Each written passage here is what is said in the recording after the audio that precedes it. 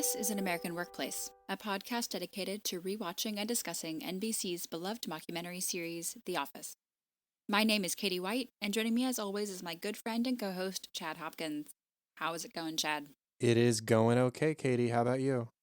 Oh, pretty good. Just enjoying some lovely unexpected spring weather today. It was 65 in New York after our miserable I think it was the last time I spoke to you actually. It was like 5 degrees. So everyone's sick, myself included. Keeps us on our toes, I guess. Yeah. And it is currently 73 degrees in Dallas. Uh Happy I February. I'm not loving it. I think we're supposed to get a cold front coming in Thursday night. So it'll be a little bit cooler, which is nice because it is February, but we'll see what happens. Well, today we are discussing a really, really excellent episode. I mean, two great episodes, but one specifically. But before we get to that, we have a Facebook recommendation from Colin. Thank you so much, Colin, for reaching out on Facebook. And we have new emails from Greg and Adam to our podcast email. So thank you all for reaching out. We appreciate any contact from any of our listeners, really. And introducing now one of the most famous, probably, episodes of The Office is Threat Level Midnight. It aired February 17th, 2011, was directed by Tucker Gates, and written by BJ Novak. After many years of writing, filming, refilming, and editing, Michael has finally finished his movie Threat Level Midnight, starring himself and featuring the many familiar faces of The Office, past and present. As he begins to screen the movie, he eagerly awaits everyone's reactions, but none more than Holly's. So the setup for our discussion on this episode is going to be a little bit different, I guess, because we should probably go over a recap of what the film is. There is a little bit of storyline, as you just mentioned, outside of the film, but the vast majority of this episode is Threat Level Midnight, which thank goodness, because it's incredible. I don't care what anyone says. It's incredible. So maybe we should talk about, I don't know, how do you want to do this? Let's talk about Michael outside of the film to start with. So he has been working on this for a long time. He says 11 years total. That's 3 years writing, 1 year shooting, 4 years reshooting, and then 2 years editing. 10, 11 years he's been working on this. And he is so proud of it, to the point that a few years back, he showed a sort of work in progress version, and everyone laughed because they thought it was a comedy. And he was so offended by the notion that they thought his not comedy movie was a comedy that he turned it off.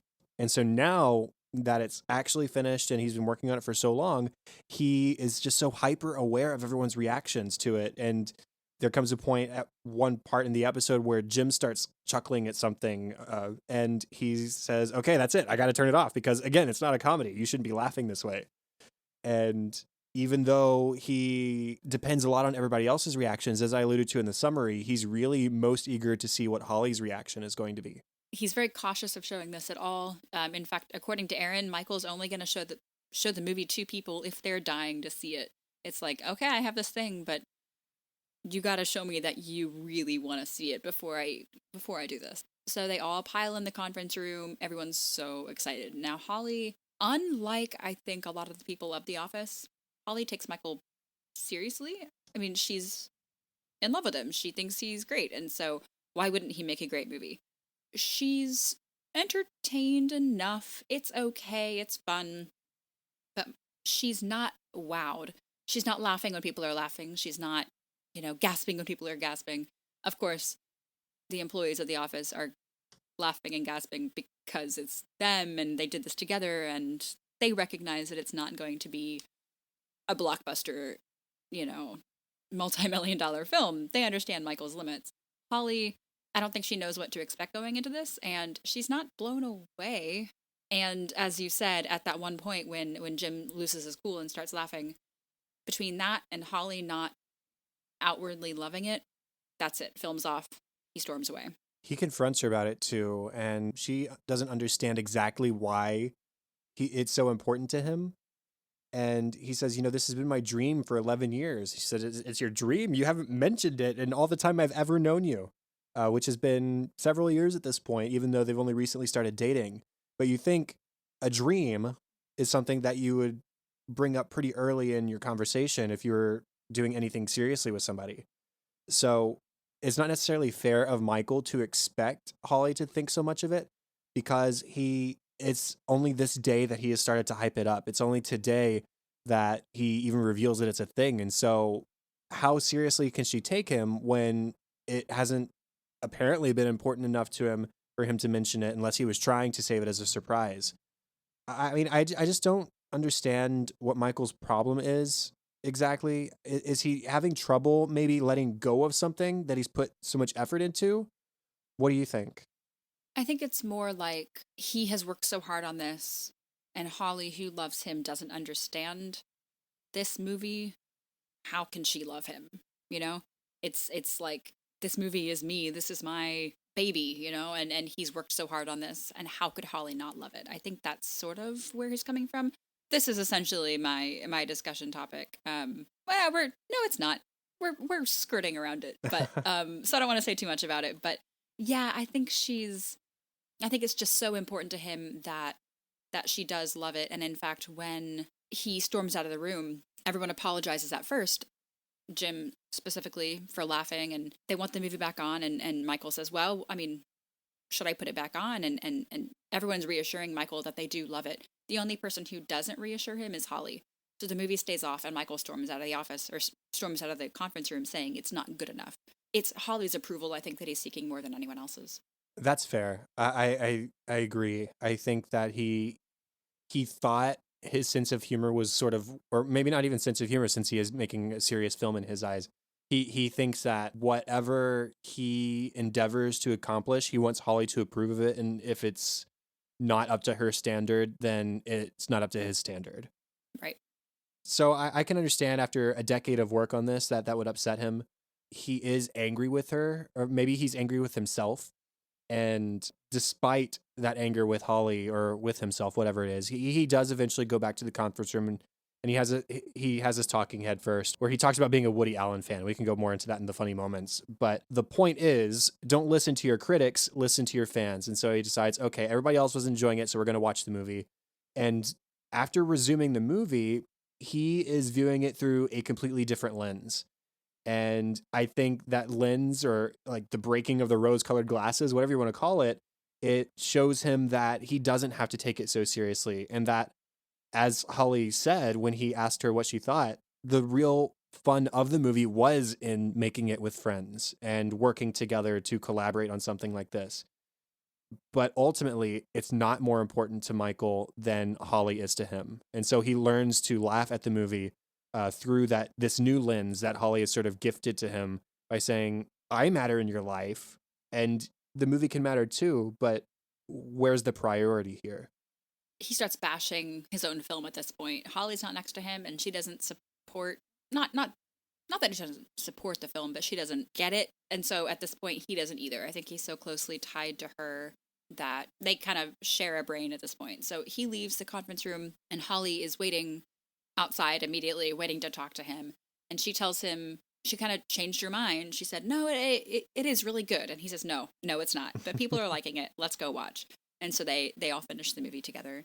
I appreciate that they both try and change their minds for the sake of the other person. Mm-hmm. So even though Holly clearly wasn't enjoying the film, she tries to pretend there towards the end that she really did, and be apologetic to Michael, just to sort of spare his feelings. But at that point, he's already moved past his feelings and says, no, it's okay. You were right. I'm with you now. And so either way, they were both trying to sort of self-adjust so that they aligned with each other. And I have to say that this is probably such a huge moment for Michael, because this is 11 years of work, and he's dated this woman for almost no time at all. And it took, half an hour for him to be mad at her, get over it. And now his film isn't important to him. Holly's important to him. Mm-hmm. That's huge. That's so huge. We've heard about Threat Level Midnight for seasons. Mm-hmm. Maybe not by the name, but as a concept, we've heard about it for years at this point. So the fact that he would just, if she asked him to toss it, I think he would toss it. You know what I mean? Yeah. And he's like, okay, this doesn't matter. You're what's important. So I think that's such a huge moment for him. Well, that was going to be the next thing I wanted to mention anyways. In regards to discussion about actual like episode content and not the movie itself, I love how everyone is excited to see this, because we have known about Threat Level Midnight for so long. That was season 2, episode 7. So episode 13 of the show that has 201 episodes. That's when we found out about this movie. And now here we are 5 seasons later, finally getting to see it come to fruition.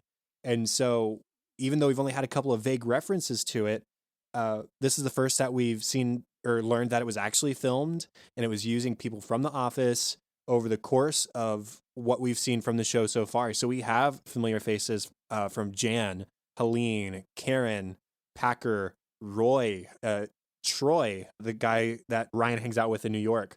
And even Pepperoni Tony makes an appearance despite his short tenure at The Office. So it's really cool to have this sort of a flashback to simpler times. I don't know if simpler times is the right word, but you know what I mean. The Nostalgic. Yeah. Yeah, it's nostalgic. It's going back to the old stuff. And I just love that everybody is so happy now to see the final product, even if it's sort of to laugh at their own expense in certain ways. They're just so happy to see it. And Pam is very careful at the beginning of the episode to warn everybody, if we really want to watch this, we have to not make any comments. We have to not make any we can't laugh at it. We have to consider Michael's feelings here so that we can see the whole movie. And so they're being really careful to not show that they think it's anything less than the masterpiece Michael thinks it is. They get a lot of the way through the movie before Jim just can't hold it together anymore. And I don't blame him. It's in a particularly comedic part of this not comedic movie, apparently. It is very comedic, but it's not intended to be. Quick question. In regards to how Michael brought up the screenplay to The Office, or they brought it up with him, I wanted to sort of fantasize about how this happened. Because remember, they found the script while Michael was out at Chili's with Jan and Christian, I think his name was. Yeah, Christian. This was the Dwigged Yeah. storyline. And so they've known about this for a long time. We don't know when they started filming. Do you think that they brought up the screenplay to Michael? Or do you think that he eventually brought it up to them when he felt like he was at a point where he wanted to start filming? And how do you think the other sort of reacted? Do you have any ideas about that? I hadn't thought about that. Like, I had this sort of fantasy where maybe Michael asks them about it, like, hey, I have this movie that I finished writing. Do you want to film it with me? And they're like, what? You have a movie? Yeah. We had no idea. I think he probably would have been more candid with maybe Dwight and Jim and maybe even Ryan. I'm thinking that some people knew about it ahead of time. Mm-hmm. I don't know. I hadn't thought about that. I don't know. I just thought it was a fun thing to consider. Yeah. I tend to agree with you. I think he probably approached them because, of course, who else would film it with him but his very best friends? So yeah, imagine Jim's excitement when Michael finally brings it up to everybody, and he's like, "Oh snap, we're getting to go much deeper into this than we ever expected to." Oh, that'd be so fun. And I get to play the villain. Yes.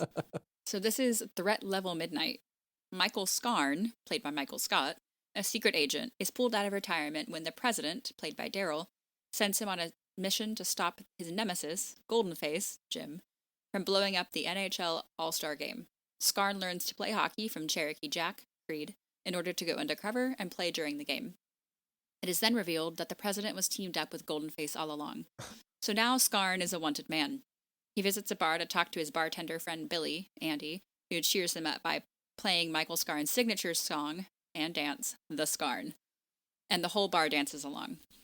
Now that Scarn's confidence is back, he can play in the All-Star Game. His confidence is shaken again, though, when he learns that his mentor, Cherokee Jack, has died. As the game is about to end, though, Cherokee Jack returns to Scarn in a vision and tells Michael Scarn to take all of his frustration out on the puck.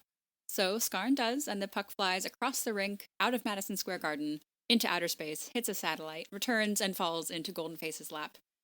The bomb is, of course, in the puck and explodes, killing Goldenface. Masterpiece. That's a masterpiece. I mean, how could that not be a comedy? It should be stated there is an extended full version of the movie on the DVD. I haven't watched it yet. I haven't either. But maybe we should and talk about it on the podcast sometime. Maybe its own like standalone bonus episode or something for everybody. Yeah, that'd be great. Because I'm excited to see the full thing uncut and just have a good laugh at it. That sounds great. Well, I mean, that's all the serious stuff to talk about. So now that we've gotten the plot summary of the movie itself, let's dive into what's exactly so funny about it. The very first thing I wanted to point out, because of course I want to point this out, there are multiple Billy Joel songs in the movie.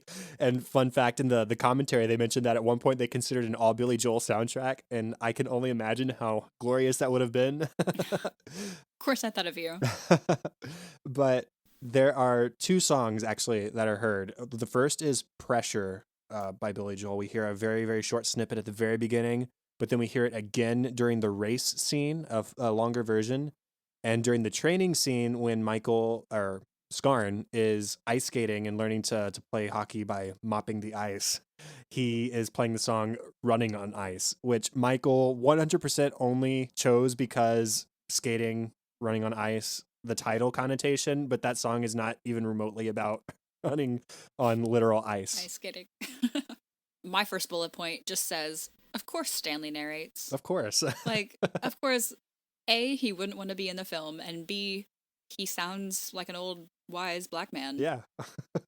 And that's exactly what Michael would want. So, of course, Stanley narrates. Yeah, it's like their discount Morgan Freeman.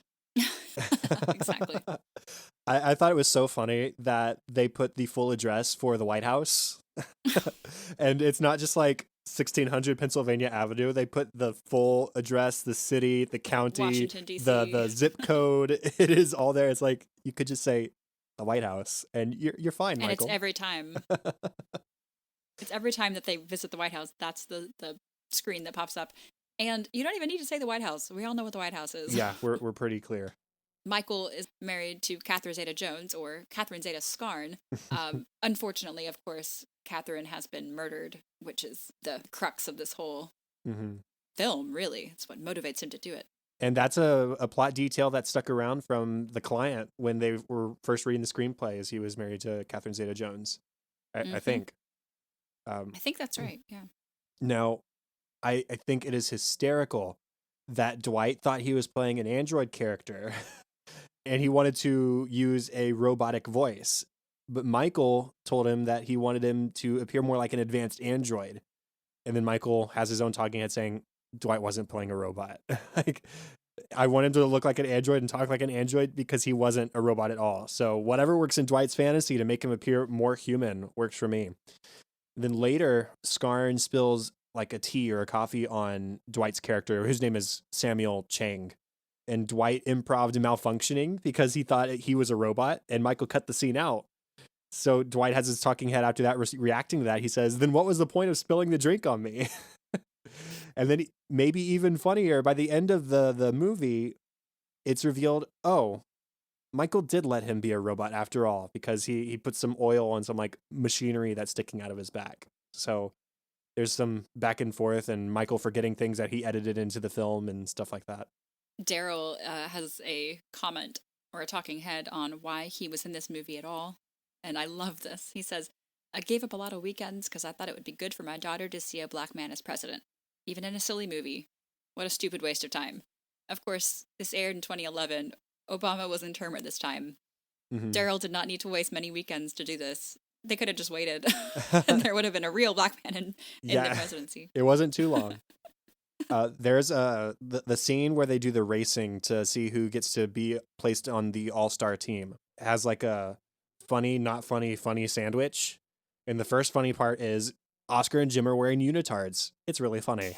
The second not funny thing, the meat of the sandwich, is when Scarn, after losing the race, goes into the locker room and strangles Oscar's character with the American flag. And I know I'm laughing, but it's really not funny. And everybody's kind of disturbed while watching it.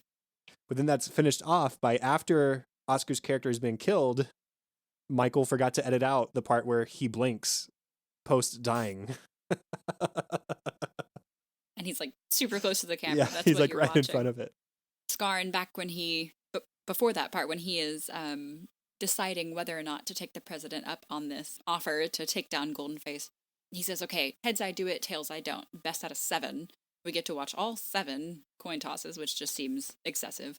And Michael Scott, when he's writing it, couldn't think of a better odds than going heads, tails, heads, tails, heads, tails, heads. And so that's how the coin flips every time. It just alternates. And of course it lands on heads, and we just have to watch the whole thing, and it takes up way too much time. One coin toss would have worked just fine. But with exciting music, Katie, it becomes an exciting scene. It does. It does. And speaking of the music, in addition to the Billy Joel songs, they also use several songs from the Born Identity soundtrack, which I'm proud to say I recognize without having to like look up that fact. It's very clearly the Born Identity soundtrack, which is really good music, by the way. And Janet's Jasmine Wing song, the fact that she sings a secret message backwards is just absurd. And then he's got the tape recorder that he records. He's like, oh, this is obviously backwards. Let me pull it out and then play it backwards. Okay. It's got that big backwards label. Right, like every tape recorder has. Yeah. There are several plot inconsistencies, one of which Michael notices, and one is just kind of funny. Narrator / Stanley says the hockey game was only 3 days away.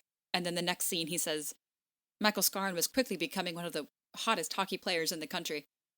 Well, how?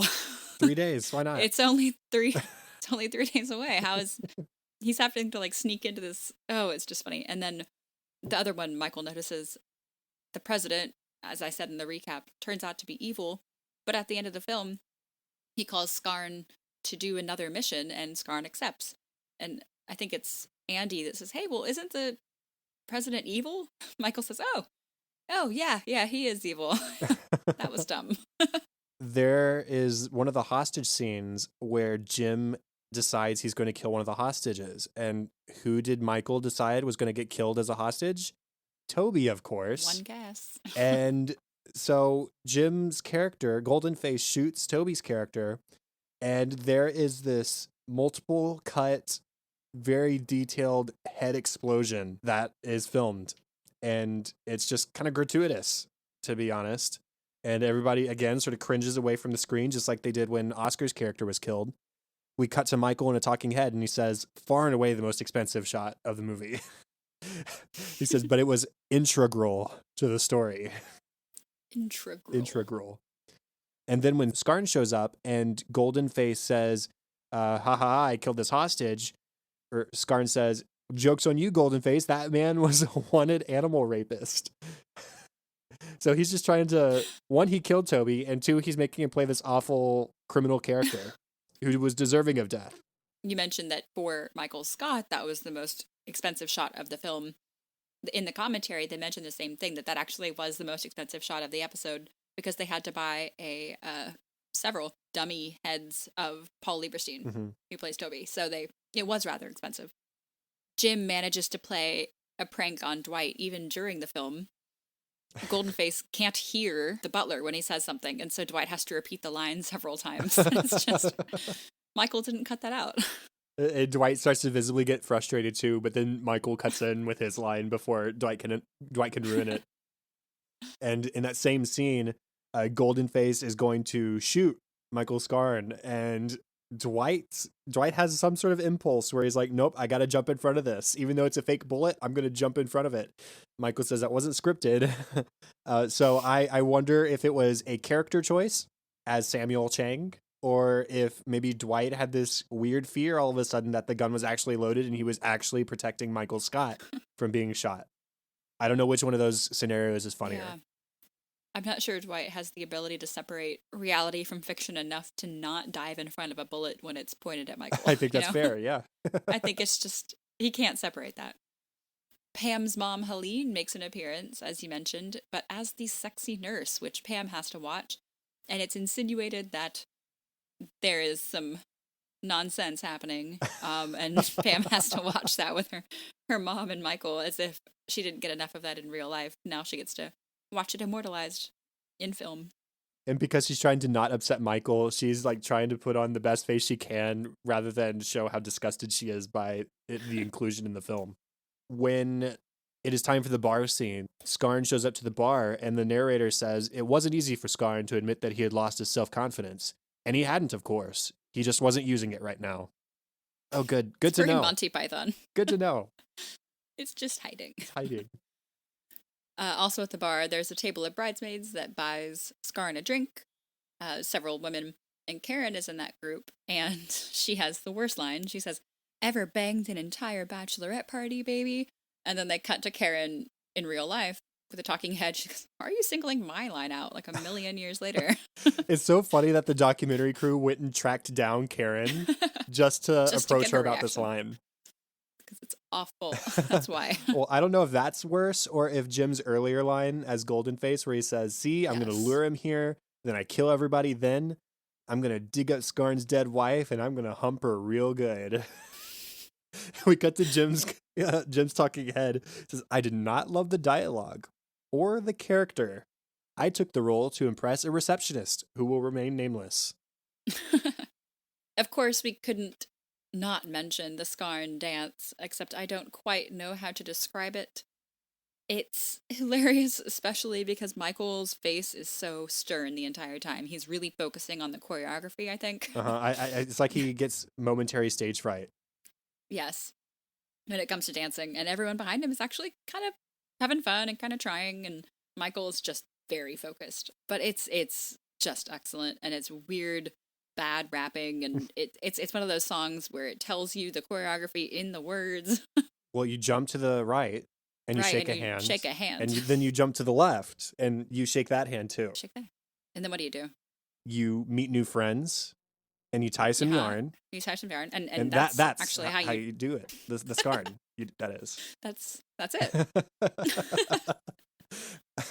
At the bar, when Michael shows up and starts talking to Andy's character, he says, "Beer me, Billy." So I guess this was at a point in the Michael-Andy relationship where Andy hadn't completely annoyed Michael to death yet, and he's borrowing Andy's own sort of catchphrase, "Beer me."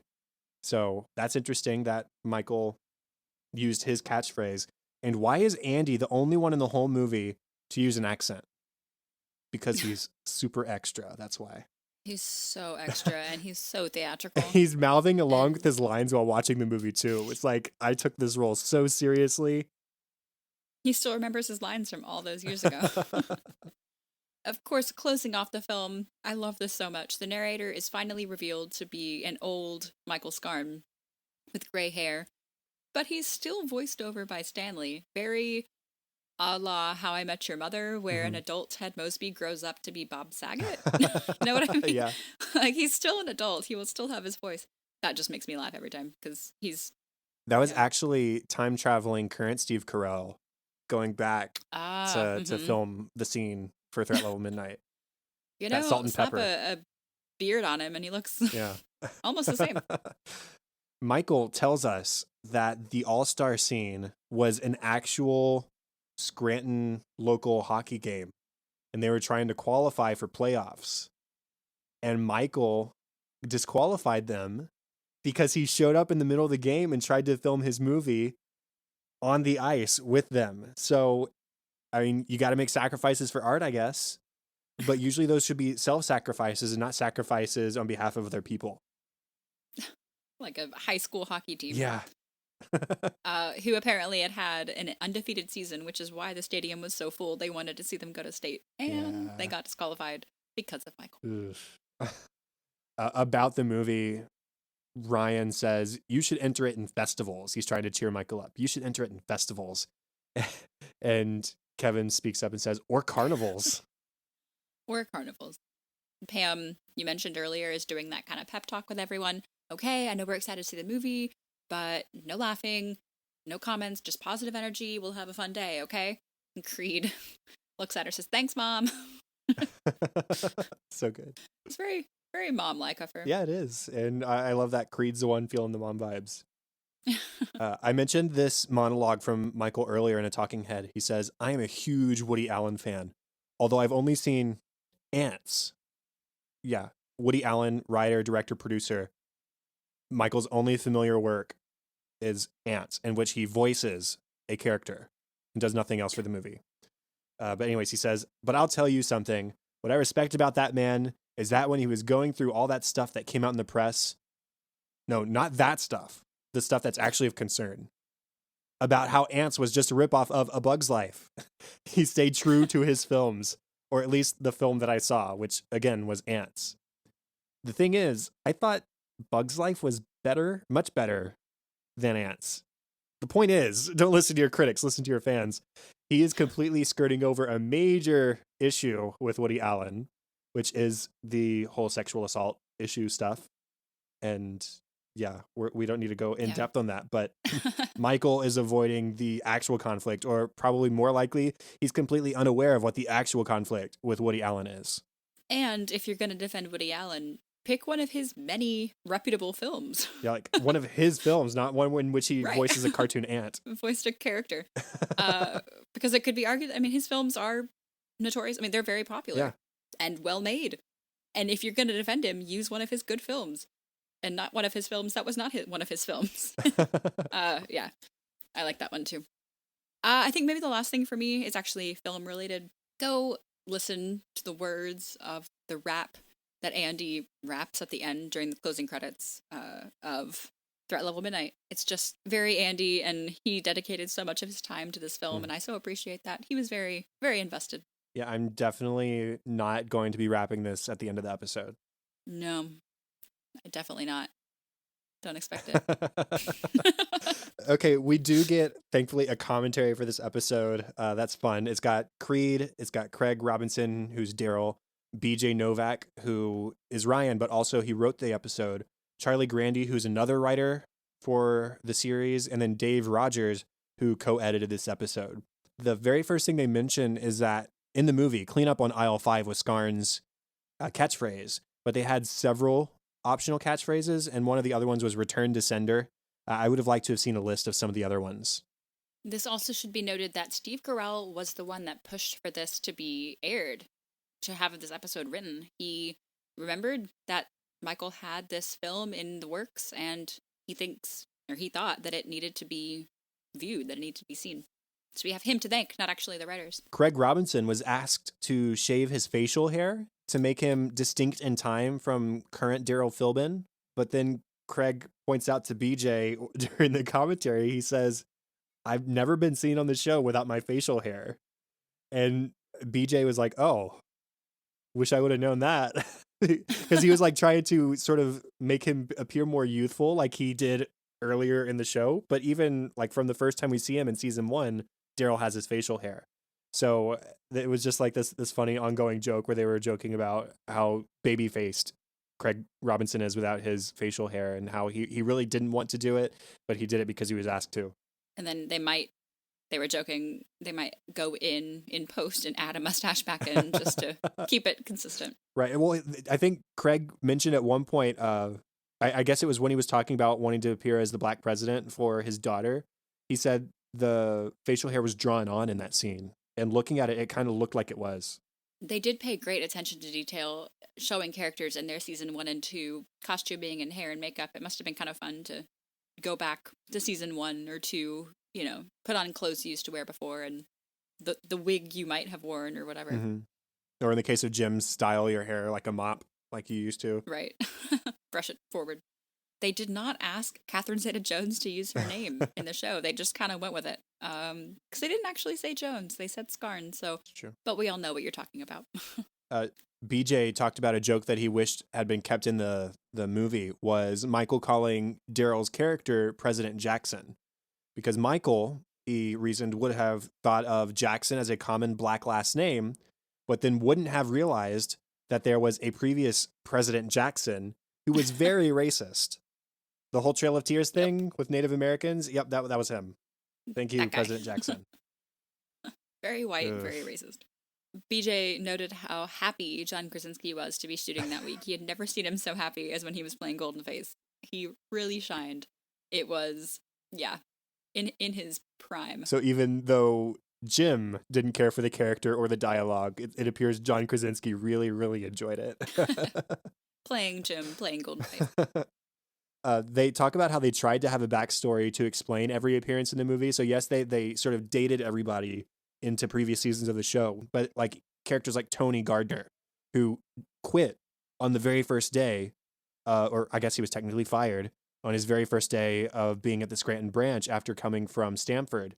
They reasoned, well, Michael had him come back afterwards, and you think, oh, well, why would he come back if he left on such bad terms?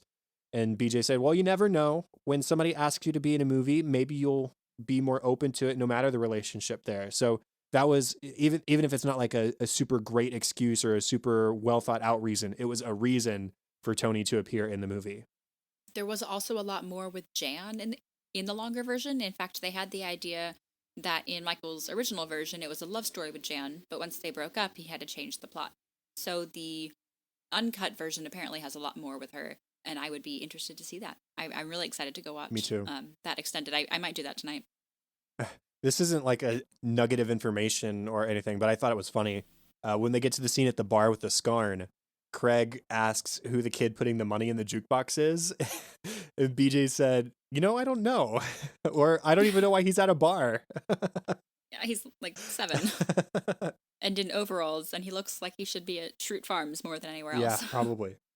They had some fun adding music to the episode because they don't get to do that a whole lot in this series. So they tried at first doing some professional John Williams scores, but it didn't sound low budget enough. And so then they considered, as you said, all Billy Joel, but they ended up doing kind of a mix. And there still wasn't a ton of music, but way more than we normally get. Just a random thought I had. If it had been an all Billy Joel soundtrack, I would have been really curious to see which songs Michael used. Like, would he stick to radio hits or would he go more deep track? I don't know. I'm going to say radio hits only because of his skating choice. Yeah, probably. Anyways, just that was a random thought. The reactions that we see in the conference room to what is happening on the screen were filmed without them knowing what they were reacting to. So, for example, the scene where Jim burst out laughing or is trying to stifle his giggles at watching the Scarn, he didn't know what he was laughing at while he was filming that scene. He was just reacting to something funny that was happening on the TV. And that's because they filmed the reactions on the first day and then added in the parts of the movie that they were watching in the episode in post. BJ mentioned that he had been told the same thing that Holly told Michael, that I love you got to work together with your friends, you were productive, you finished this project, and that hurt. So that's why he wrote it in for Michael to be told the same thing. The last one I have is they mentioned that there's a scene in the longer version of the film where Jim and Pam are talking together. We hear the audio from it in the episode, but presumably in the longer uncut version of the movie, we actually see the scene where Jim and Pam are talking together and they're kind of flirting with each other on screen, even though Roy is there. And it's sort of one of the reasons why they wanted to see the movie that Michael has made is because it was a flashback to some of the angst and some of the drama of those earlier seasons that everybody was so fond of in building that Pam and Jim relationship. Yeah, that was my last one too. In fact, we had almost point for point the exact same takeaways from the There it is. from the commentary. Yeah. So that's it. So my discussion topic for this episode, we kind of touched on it, but not really. Basically, regarding Michael and the film, did Holly do the right thing? A, and should Michael have quit believing in his own movie just because Holly didn't like it? B. I think that yes, I think Holly did the right thing. I think she needed to be honest. I think that in a relationship, as seriously as they're trying to take their relationship, they need to be honest with each other. And if that even means, hey, I don't think this movie you think is as good as you think it is, but I still support you. I still am glad that you made it. I'm glad you enjoyed making it. I think that kind of honesty in the relationship is so super important. And I don't know if I agree that Michael quit believing in his own movie. I just think that Michael quit thinking that it was a work of art or thinking that the movie as a work of art was. I think Michael realized that he was putting more into the movie than he really should have when he has somebody like Holly in his life. His values changed. Yeah. Right. I think it was just a shift in perspective for him. He still likes the movie. He's still glad he made the movie. It's just not his dream anymore because obviously from what we've seen in the show, Michael's dream hasn't been Threat Level Midnight. Otherwise, we would have gotten more than the 2 or 3 mentions we've gotten in all these episodes so far. Instead, we know his dream is to have a family, to have a wife, to have kids. And he's on that path with Holly right now. And so that perspective shift shows him, yes, that's my dream, not this movie. That makes sense. I definitely agree with the Holly doing the right thing. Honesty is key. I mean, if you don't love it, don't lie. As far as Michael, I I only say he stopped believing in his own movie because I don't think after today he will pick it up and work on it again at all. You know what I Yeah, that's mean? probably true. I think he's done with that, which is okay. But I think he got to it in an okay way. It wasn't as though he fell out of love with the process or anything. It was that I don't know. I think you actually just kind of changed my mind that yeah, Holly is his new priority, is his new dream. Hmm. The prospect of a future with her. So yeah, I think he got reordered in his priorities. I just had a kind of depressing like vision in my head of Tangled when the whole "You were my new dream." I've never actually seen Tangled. I know. What? It's okay. Moving Podcast on. over. Gosh, man. I know. Bummer. Okay, quick aside. Tangled's like my favorite princess movie, so you should watch it. I mean, aside Deal. from like Moana, I guess Moana's really good. That's a good one. Yeah. Okay, moving on to Todd Packer, shifting from Disney to a filthy human being. Yeah. Variety. This episode, Todd Packer, it aired on February 24th of 2011, was directed by longtime director of photography for the show, Randall Einhorn, and was written by Emily Gillette. Todd Packer, Dunder Mifflin's salesman on the road, is ready to settle down and come home back to Scranton. Everyone but Michael and Kevin either hate Packer or very quickly learn to hate Packer. The rest of the day is spent trying to get him out of the office as quickly as he came. Meanwhile, Aaron was surprised with a new computer for reception, and Andy gets jealous and wants one for himself. Michael still has the same weird relationship with Packer that he's had since the beginning, where he thinks Packer is hilarious and he's good with women, and he just has nothing but good things to say about him to Holly. And now that Packer has decided, well, maybe not even decided, more been forced, depending on how you look at it, to return to just a desk job rather than traveling around, he has hyped him up to Holly, and Holly, instead of doing a proper interview or asking other people aside from Michael, takes Michael's word for it at face value and hires Todd. And she does come to regret that. Michael is pretty pleased, but everyone else is pretty pissed off because, as I mentioned earlier, Todd Packer is a trash person. He's an awful person. Yep. In fact, it was amazing to me that he was even remotely normal to Holly, and for as long as he was. He got through the entire interview without making, I don't think, any lewd comments to her, which is impressive. I think he makes one comment about her looks. He calls her Jennifer Aniston, which is not an insult. It's inappropriate probably for the workplace, but it's not an insult by any means. And that was really it up until the interview was over and Holly started to realize for herself that he was inappropriate, to say the very least.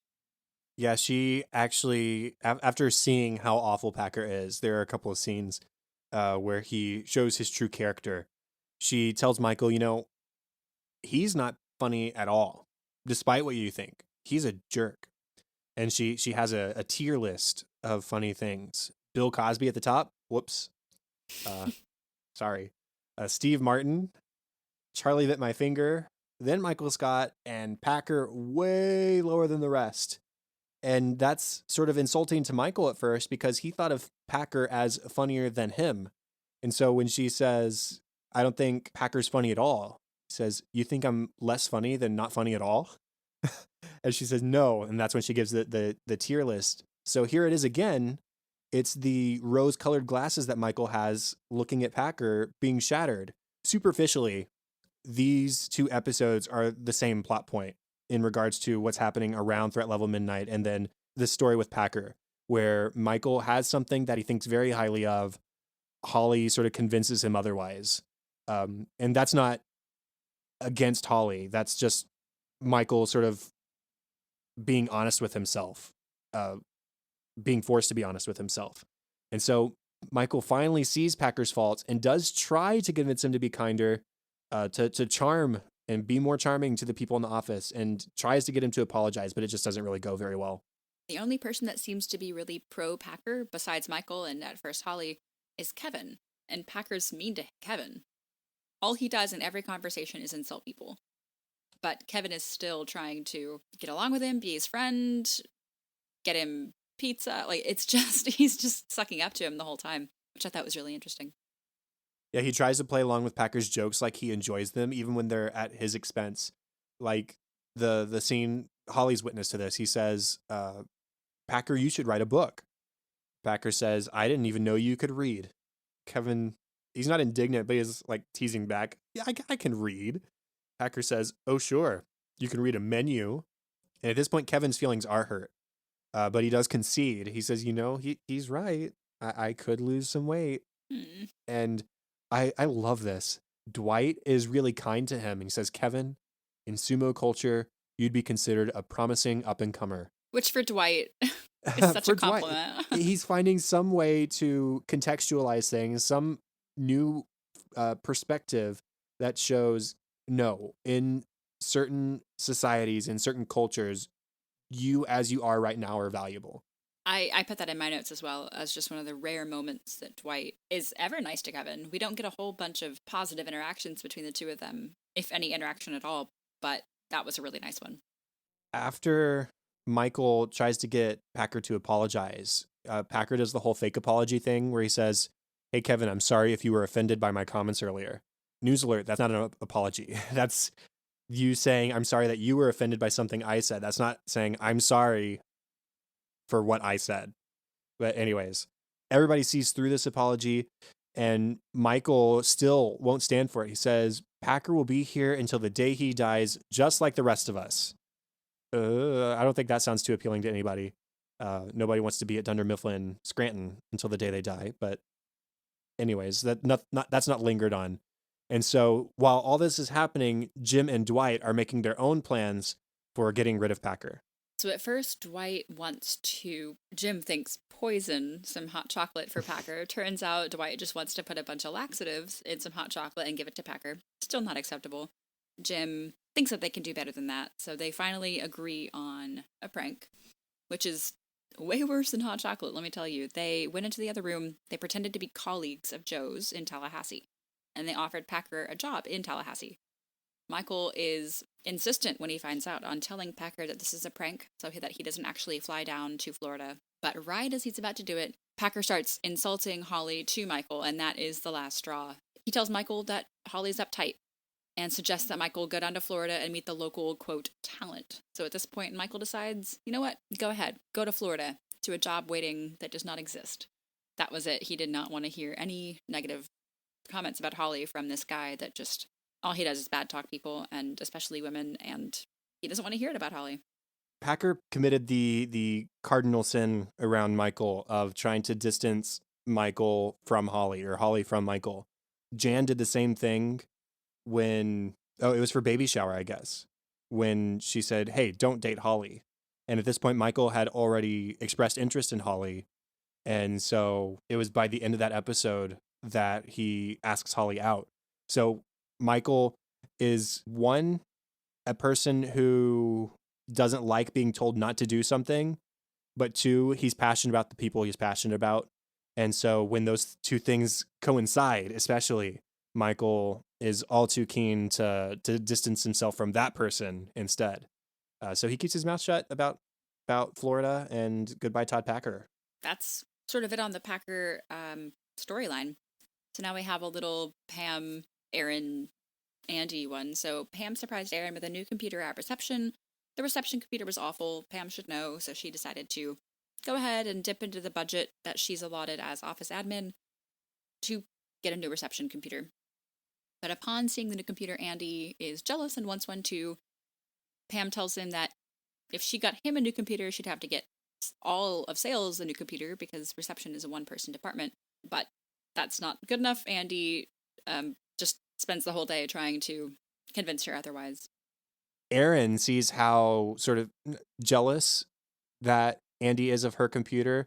Maybe that's not the right way to say it. She sees how desperate Andy is for a new computer. And seeing that Pam isn't going to get him one, she decides to trade her new computer for Andy's old crappy one. Because, hey, Andy's her friend. She wants him to have a computer that he needs that works well. So why not? Pam, though, is not a fan of this. And she forces Andy in front of everybody to trade the computers back. He later confronts Pam about it, says, hey, it wasn't cool for you to humiliate me in front of everybody else. But Pam saw it another way, which is good for her. She said, I wasn't going to let you just walk all over me just because you wanted something. So I'm glad that Pam does stand up for herself, but she also does see Andy's side of things. She apologizes for humiliating him and gives him a little tip, a little wink, wink, nudge, nudge. I can't get you a new computer unless your old one breaks all the way. And so Andy begins being completely reckless with his computer, allows all pop-ups, plug in, unplug your USB device without properly disconnecting it on the software, spewing coffee all over the keyboard, putting a slice of bologna with mustard on it into the disk tray, which, I mean, you'd think that if you're replacing a computer due to damage, that like there would be some sort of process where they check what the damage was and what caused it. And if it was something like bologna mustard being shoved into the disk tray, that you wouldn't be given a new computer. But it's Yeah. it's the office. Who cares? I don't care. But that's Andy's solution to the issue. Pam finally agrees to give Andy a new computer, but it's not the fancy Mac that Aaron got. It's a similar version to what they just destroyed on Andy's computer. So she told him that she found it in the warehouse. That's what I could get. Sorry, man. You want a new computer? You got one. Daryl approaches Pam because he heard that she got it from the warehouse, and he says, you know what? I know every inch of the warehouse. There wasn't a spare computer down there. Which, maybe I'm being dense, but I don't understand where she got it then, you know? Well, that's a joke. So the thing is, she did get Andy a new computer. It's just not the same kind of new computer that Aaron got. Right. And so when they're in the parking lot in the car scratching it up, it's to make it look like an older used computer so that nobody else gets too jealous of it. Oh, I got you. Yeah. Okay. And so when they show up upstairs with the computer and they have that whole skit where Andy's pretending, oh, well, this heap of junk, blah, blah, blah, blah, blah. Why did I never get that? I always thought he was Yeah. being serious. Okay. Wow. Yeah. It took me So, several watches of the series to get that. yeah, Andy did get an actual brand new computer, but they're just trying to disguise it as not that. And that's why Daryl sort of holds it over her head. I think I saw some sick days down in the warehouse as well. I thought Yeah. they were still beating up his first computer. That's No. why. Okay. Gotcha. Yeah, you can see the brand new computer box sitting outside the dumpster. Oh, yep. There you go. Okay. Attention to detail. Yeah. So they negotiate. Daryl thinks he saw 5 sick days down in the warehouse. Pam agrees. Okay, maybe I saw 3, and so they agreed that they found some in the warehouse. Pam says, I'm full on corrupt. She's having fun taking risks and sort of cheating the system a little bit. So the cold open, moving into funny moments. Dwight is inhaling a can of something. It turns out later that they're 8-year-old tomatoes from a can, while everyone watches in disgust. There's then a Dwight talking head explaining that he has one of the best or the best survival stock shelter in Northeast Pennsylvania. Everything's about to expire, though, so he must eat and replace everything in the shelter. At least it's nice not to have to plan his meals, he says. Because his coworkers are making fun of him, though, Dwight threatens not to let them into his shelter during the apocalypse or when the wolves are approaching them and their torch is dying. He says that Kevin will be eaten, Pam will be taken slave, Jim will be taken as a warlord's jester. Meredith will do okay. This day will come, he says, it's just a matter of time. It could be 1 month, it could be 2 months. Jim asks, could it be 3? Dwight says, yeah, could be. 4? Could. 5? Sure. And they keep going until everyone has left the room and we cut away at 495 months.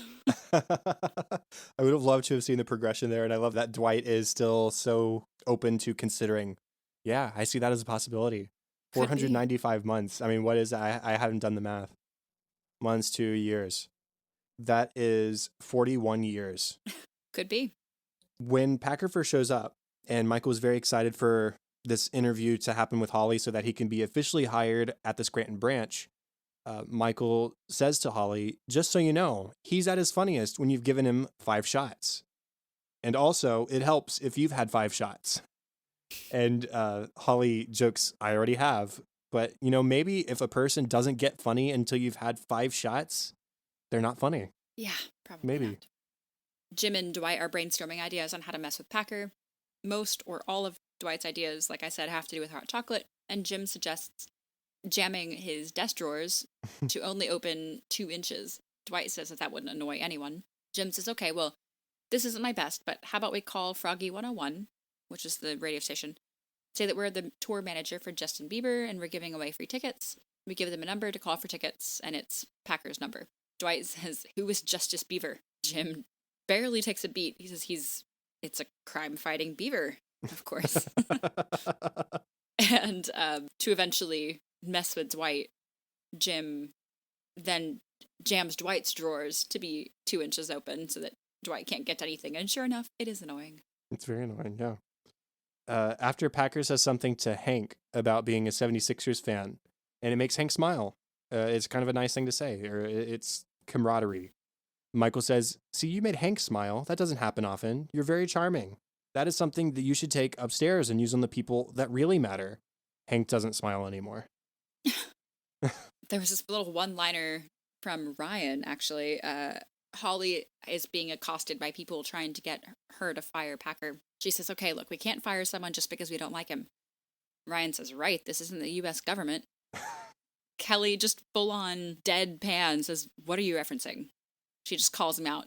Ryan says, everything. I'm referencing everything. He has no idea. He's just trying to sound like he knows what he's talking about. Yeah, he's trying to sound like he's like fight the power, like against the man. When they complain to Holly, they are trying to come up with actual excuses to get Packer fired. She says, I need like actual evidence. You can't just fire because you don't like him. Jim says, well, I mean, he humped Michael. And Holly responds with, well, if that's the case, I guess I've got to be fired too. Oh. They all groan. No, stop, gross. Ew.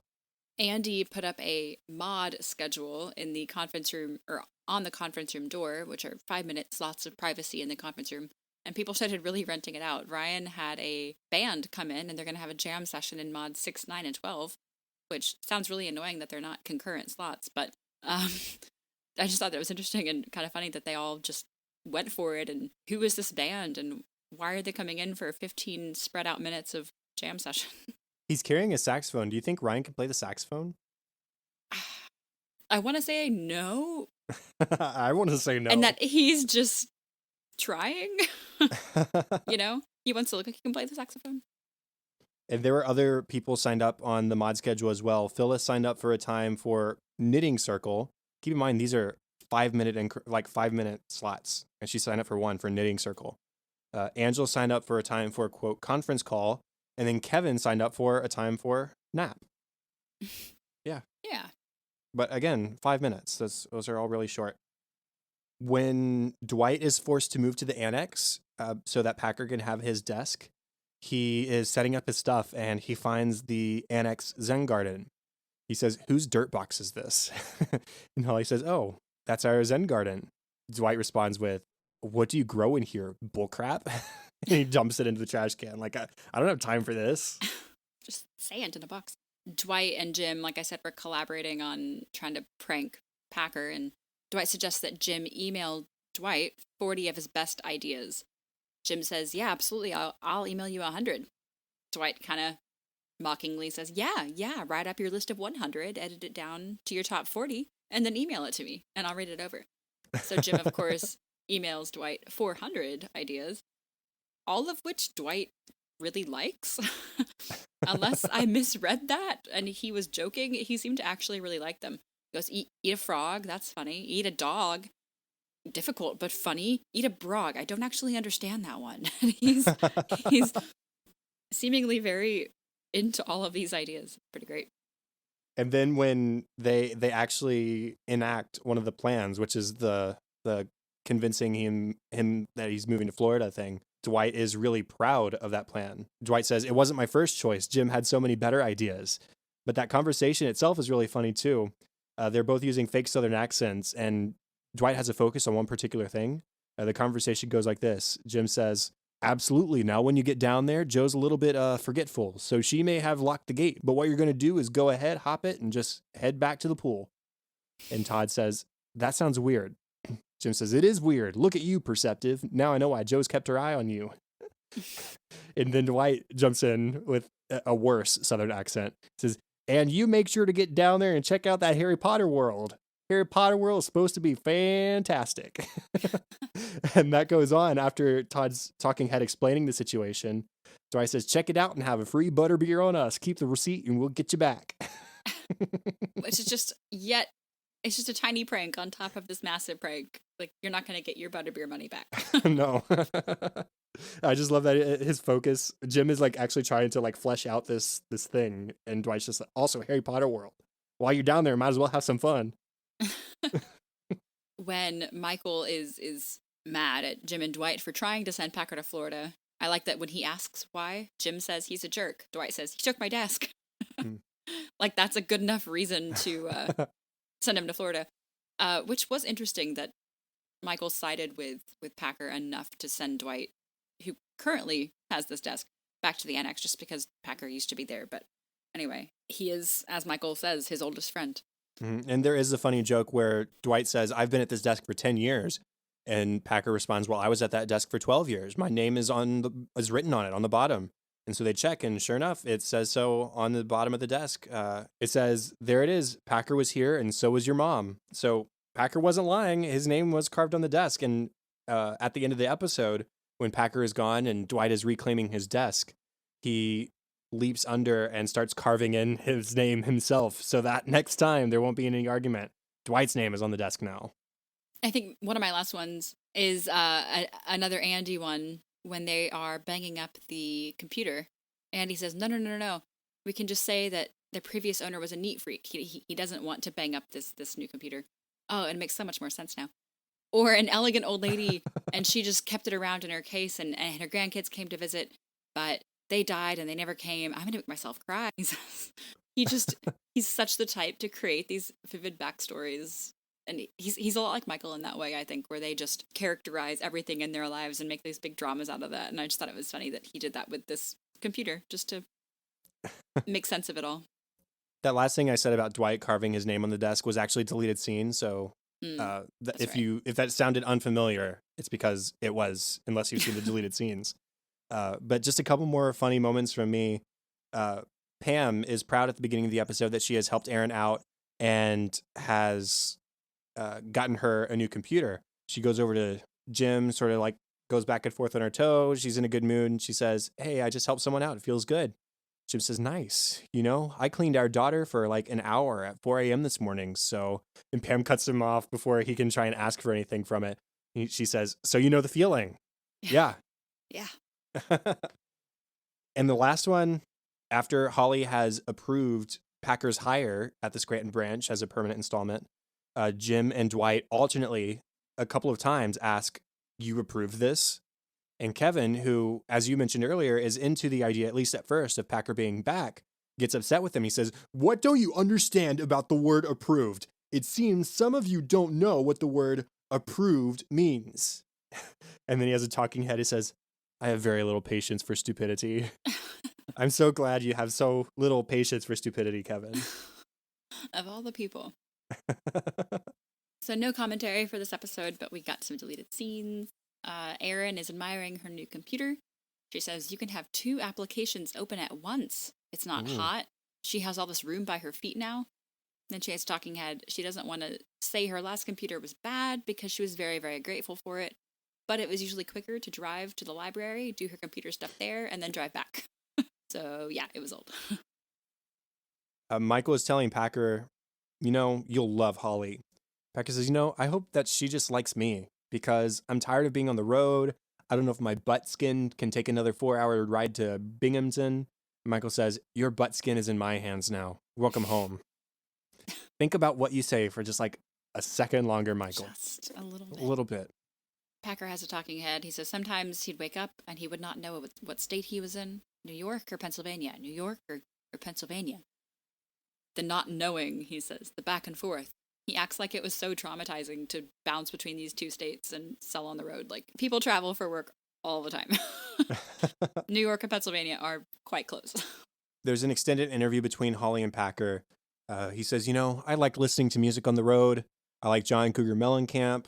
He likes to sing about his hometowns a lot. And Scranton is my hometown. And this branch is my little pink house, which is a reference to the Mellencamp song, Pink Houses. But it's just like this silly little thing. I don't believe for a split second that Todd Packer is a fan of John Cougar Mellencamp. No. I accidentally referenced a deleted scene earlier as well about Kevin trying to give him pizza. This was a deleted scene. Kevin walks in on Dwight and Holly sharing a pizza, and Kevin asks if there are any leftovers. Dwight interrupts him. There won't be. They got a medium. Kevin says he doesn't want leftovers, but if there are any, he wants to give them to Packer.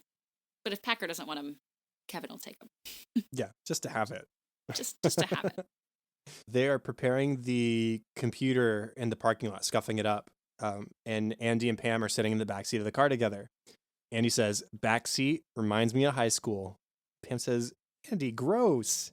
And Andy completes his thought. Riding around, going to the zoo, piling out. Well, that was just one time, I guess. So he didn't mean anything sexual by it, even though it sounded like it at first. But he was really just thinking of one specific memory, only one memory of riding in the backseat of the car with his friends from high school. Happened to be in high school. Because I guess he didn't have that Yeah. many, or didn't do things with friends. I don't know. Michael tells Holly that it's important to him that she likes Packer, and she argues that she doesn't have to like all of his friends. For instance, Michael doesn't like her friend Lois, and then Michael has a talking head. Lois is disgusting. She thinks she's better than everyone else. He doesn't like that he's not allowed to pet her seeing eye dog. He says, "Well, he wants me to." "Well, he has a job to do. He's working." "Well, you were just sitting down." "Well, I'm asking you nicely." "Well, I'm asking you nicely." "I wish you wouldn't. I want to pet your dog." Michael suggests that she get a cane instead of a dog. Yeah, you'd think he'd have a reasonable excuse for not liking this person. But... Yeah, but not petting a service dog is his reason. Holly then says that it's not just her. Everyone in the office wants him gone. Michael says that there are people who are a little indifferent to him. Holly argues that they hate Packer. They're indifferent to Gabe. Holly suggests that there's only one good thing to do. And I think this is so cute. I laughed for a while on this. She goes, "Michael, there's only one good thing to do." Michael quietly says, "Be myself." Holly says, "Get Packer out of the office. But you should always be yourself." Yeah. I also really liked in that deleted scene when Michael asks, "Who has a problem with Packer?" And she says, without naming names, everyone. Everyone. The very last deleted scene is the one I accidentally alluded to just a few minutes ago. Packer is gone, and Michael comes out to the empty desk now, and he says, "You know, what should we do with this empty desk?" And Jim says, listen to this, how about we leave it empty? That, if we only had my desk and Pam's desk here, that would decrease distraction, it would increase productivity. Plus, you, Michael, would have more performance space in the office. You could even set up some lighting if you wanted to. And Michael seems to be considering it for a second. This sounds nice. Until Dwight walks up and says, "My desk." And Michael's like, "Oh, yeah, you can have it back, I guess."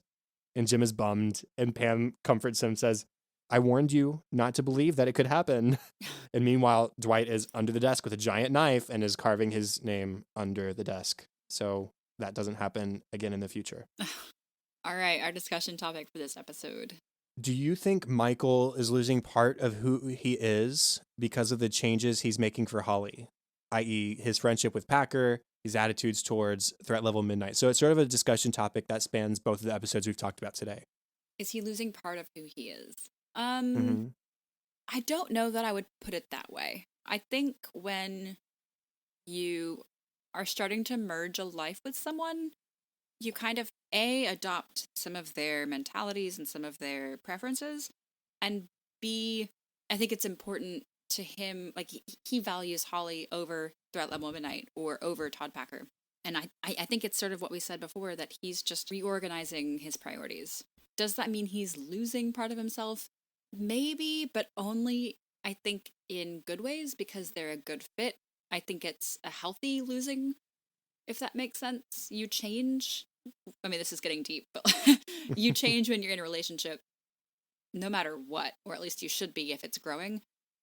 It's only when these changes are negative, I think, that it's a bad thing, but I think everyone would agree that, Packer isn't the best influence. So people say, "Oh, they're changing you." Well, yeah, that's how that works, Right. Does that make sense? Yeah, they're supposed to be compromised. And I would agree with you. I think that, yes, Michael is losing part of who he is. But I would say that the parts that he is losing are parts that maybe he should have lost a long time ago. Yeah. His infatuation with Packer should have been gone a long time ago. His desire and passion for Threat Level Midnight, maybe not necessarily, but again, it was a restructuring of priorities for him. What do I value more? This movie that, yes, I've been working on for a long time, or this person who I'm starting to consider I want to spend the rest of my life with? Or not even starting to consider. Michael's been considering spending his life with Holly for a long time. So, yeah, I think he's losing something, but I think it's a good thing. Yeah, awesome. Now, we didn't have any voicemails this week, but we did get a couple of questions from Michael on Facebook. You want to read the first one? Sure, this is a fun question. If we were forced to recast a character from the show, who would it be? So, somebody in the main cast, probably. Is there anybody who, let's say, what's a character you would like to have seen another actor's take on? This is a really hard question for me. Not because I don't like the actor, and I think it's going to sound like I'm not telling the truth because some people find this actor, he makes them uncomfortable. But I would like to see Gabe played by someone different just to kind of see what that would look like. Mm-hmm. I know he's not one of the main crew, but I think that would be interesting. Perhaps also Phyllis. I would like to see a different take on Phyllis. Not that I don't think she's well cast. I think if you put a different person in that role, it would be a whole different character. You know what I mean? Mm-hmm. I think I would maybe go with the Patton Oswalt as Dwight. Again, not that I don't like Rainn Wilson, but I think he actually did interview for the role or audition for the role. Maybe That that sounds sounds right. right, but maybe that's not right. I don't know. I'm looking online real quick, and I'm not sure if I'm actually seeing like pictures of him. But anyways, I think it'd be funny because he's got the same sort of dorkiness to him, and the glasses and that kind of thing could work. But I think he would highlight more of the nerdy sides of the character. I think that would be really fun to see Patton Oswalt as a nerdier version of Dwight, because a lot of times you see Patton Oswalt in stuff like Agents of Shield or other things he's been in where he just plays a really dorky, nerdy character. But even in real life, Patton Oswalt's just a dorky, nerdy guy, and I think it'd be fun to see him in that kind of role. I also always like the idea, and I love John Krasinski. I mean, maybe in love with John Krasinski, who isn't? But Don't tell Nathan. he knows. It's okay. But Adam Scott, I think, would be a really good Jim as well. Interesting. He, I believe, did audition as well for the role of Jim. Now, the other question was from Michael. He says, not so much a question, but an observation. He's a professor, and he's always amazed at how his students know so much about the show. He plays clips of it in class. I love that. He says, even in freshman level classes, they love it. This means that they would have had to watch it when they were in their mid-teens. It seems like a rather boring show for a 15-year-old to watch. I mean, that's kind of the joke about the show, is that how it's just a show about a boring workplace. Thoughts? I mean, people like the characters, and that's what they find joy in watching the show. Yeah, it's funny, it's a comedy, but ultimately people don't always necessarily remember the jokes. They remember The Office for the Pam and Jim relationship. They remember The Office for Michael's antics and his interactions with his employees and his romance with Holly and stuff like that. And I mean, there's other things that it's remembered for that we're not going to spoil just for those few who are listening who haven't seen the show before. But there's so much more to the show than just the comedy. We stay because we like the characters and we care about the characters. It first started airing when we were in middle school and continued airing all the way until we were in college. And I didn't watch it until I was in college, but I remember it being talked about among my peers. So it's just that kind of show that has characters that you care about. And because of that, that's why it has its staying power. And that's why it's so popular with so many people.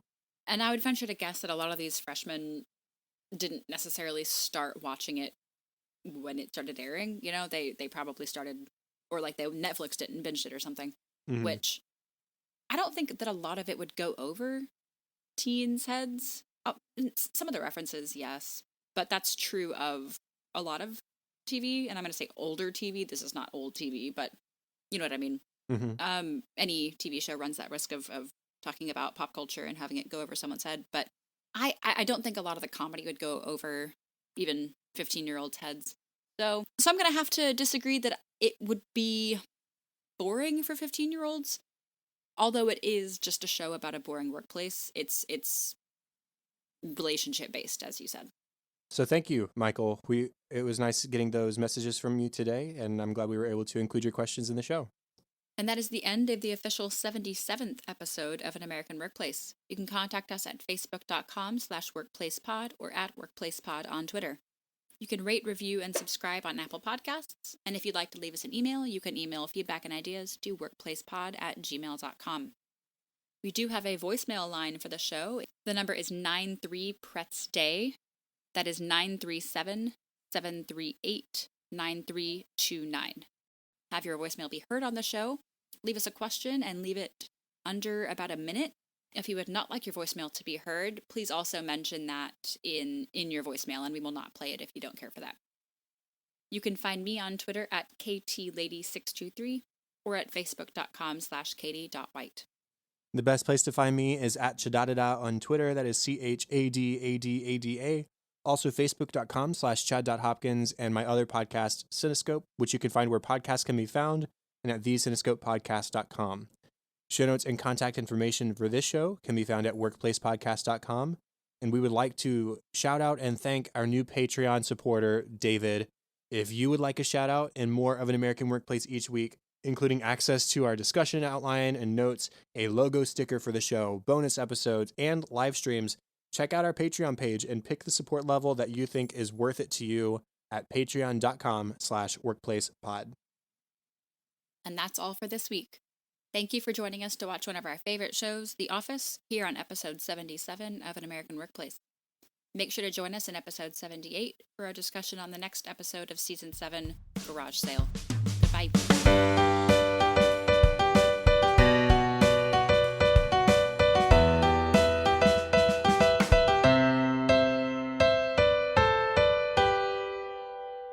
Todd Packer aired on February 24th of 2017, was directed by longtime director of photography for the show. What did I say? 2017. Oh, why did I say that? Because it was 2 years ago. Okay. Aw, yeah. Threat level midnight. Makes the girls feel all right. From Madonna to Madeline, all right. Threat level midnight. It's a threat. A level threat. He's the greatest hardcore star I ever seen yet. Threat level what? Midnight. Threat level who? Michael Scarn. Threat level why? Apartheid. Gotta fight it. Free Mandela. Peace. I'm out. Yay. Okay, we can stop now.